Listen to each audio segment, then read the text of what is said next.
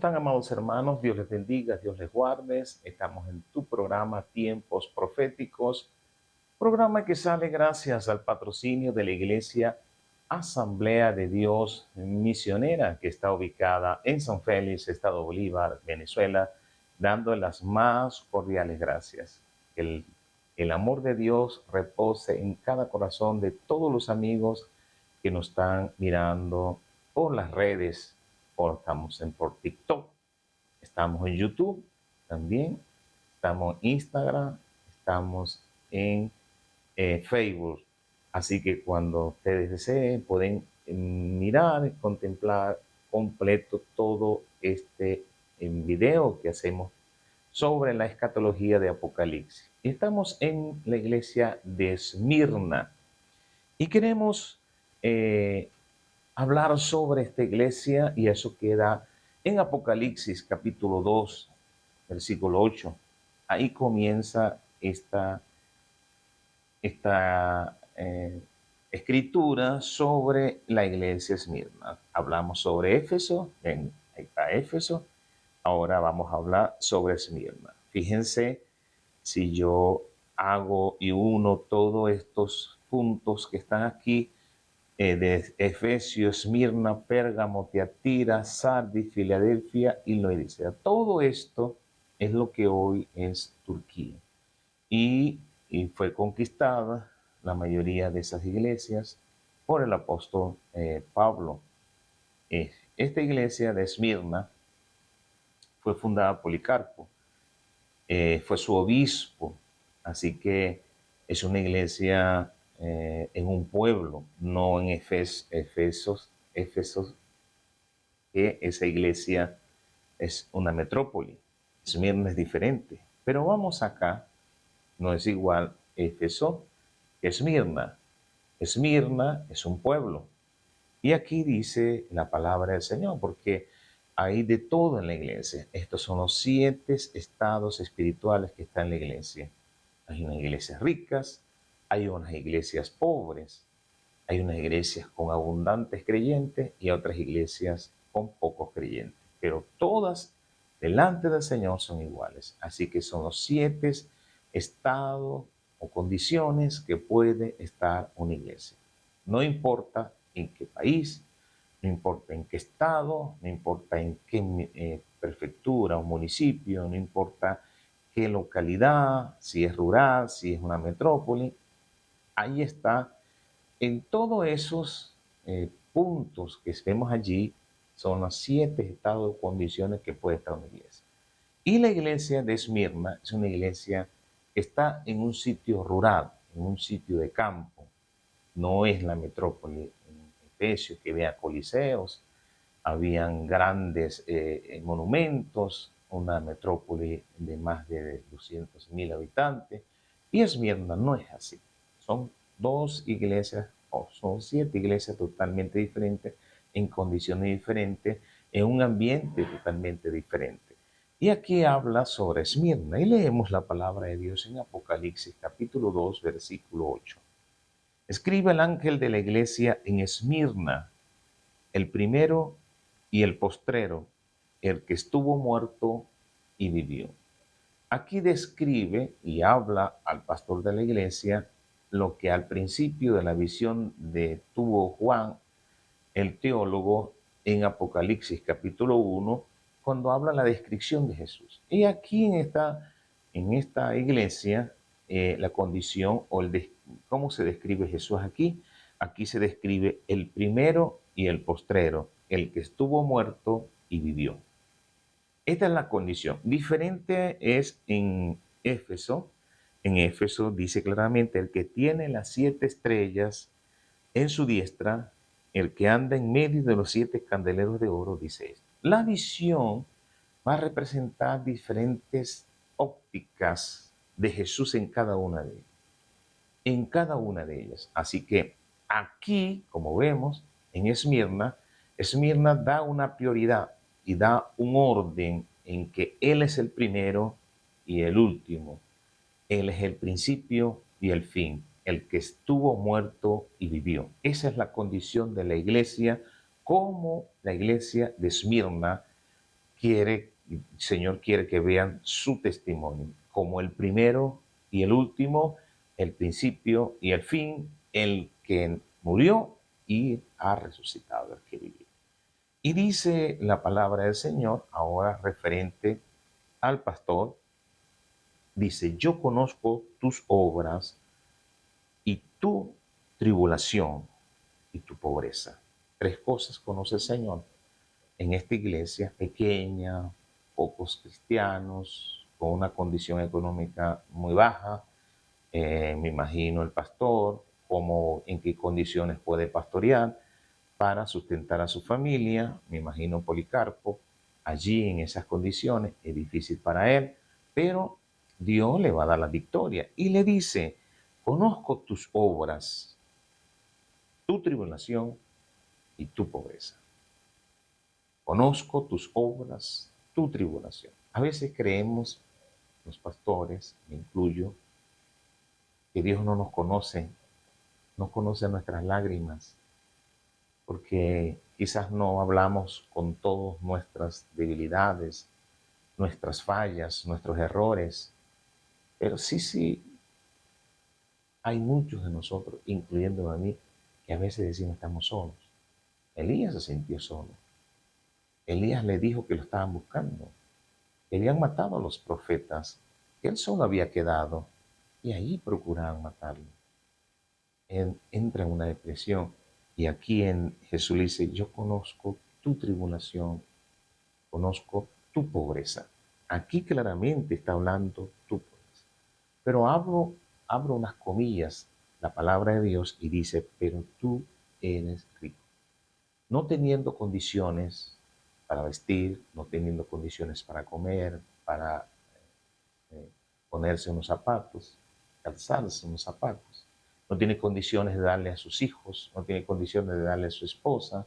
Él conoce la pobreza, pero le dice, pero tú eres rico. En medio de la pobreza, Dios le dice, pero tú eres rico.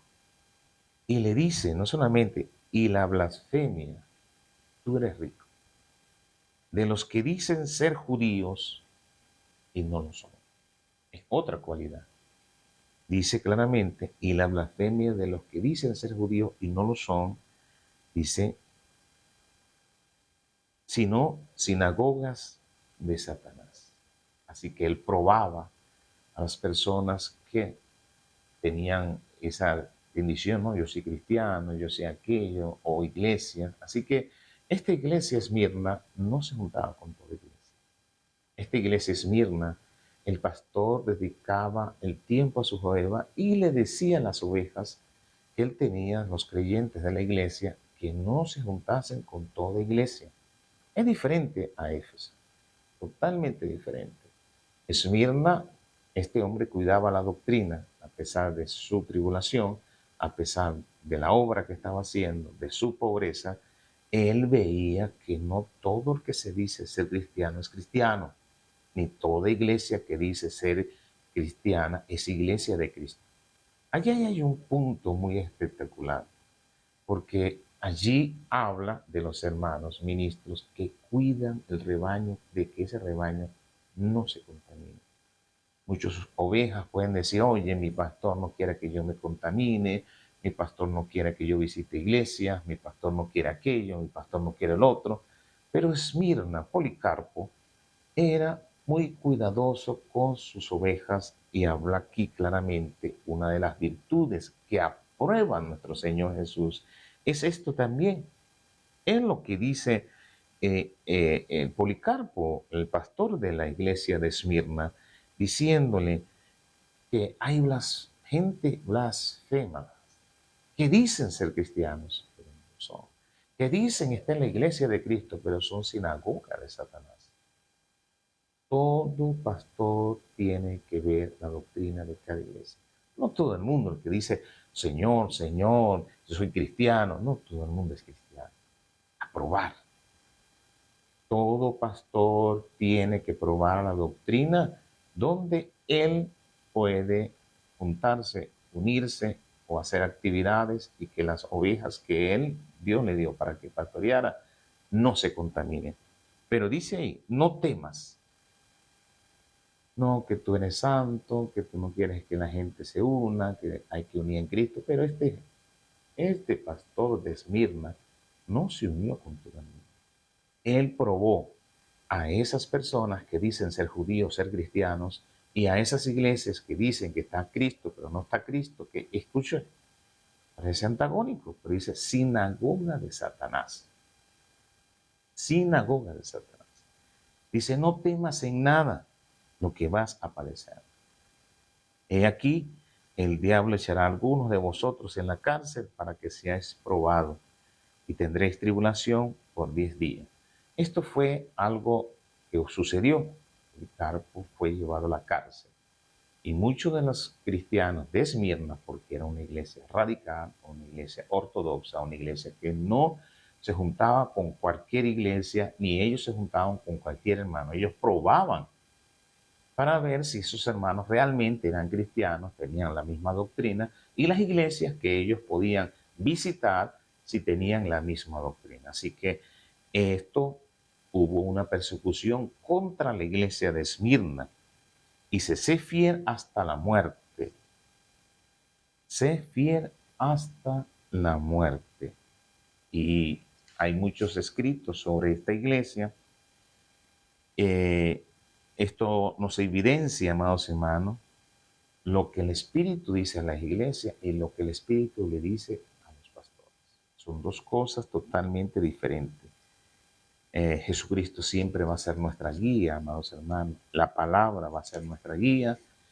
Y queremos pues que esta palabra que nos ha revelado sea una luz para nosotros, no alguien que profetice, no alguien que haga señales, es la palabra de Dios. ¿Qué frutos tiene? Así que el que sea fiel, le daré la corona de la vida. Sé fiel hasta la muerte.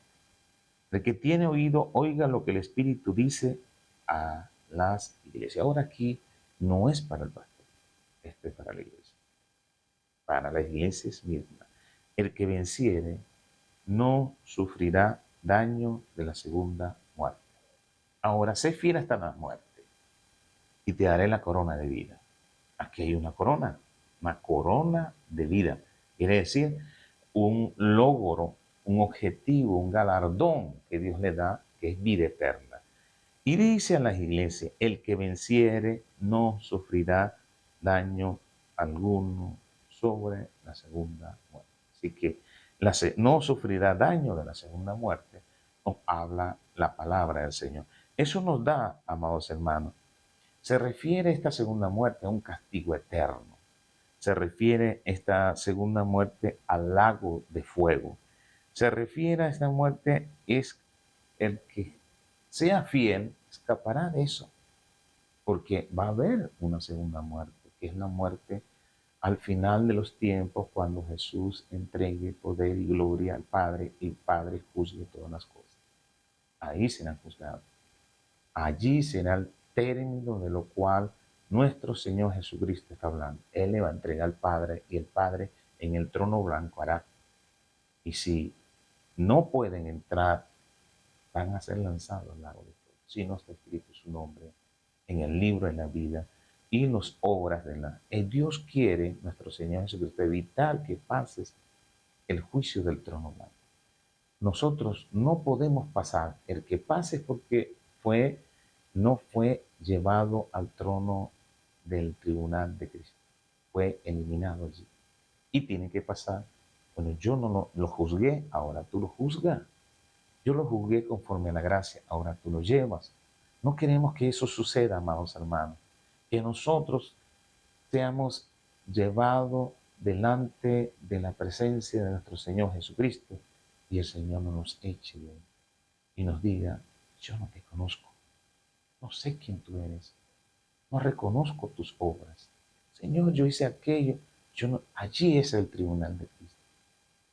Y nosotros, amados hermanos, tenemos que pasar ese tribunal con ropas blancas, con ropas sin arrugas, sin manchas. Tenemos que pasar ese tribunal.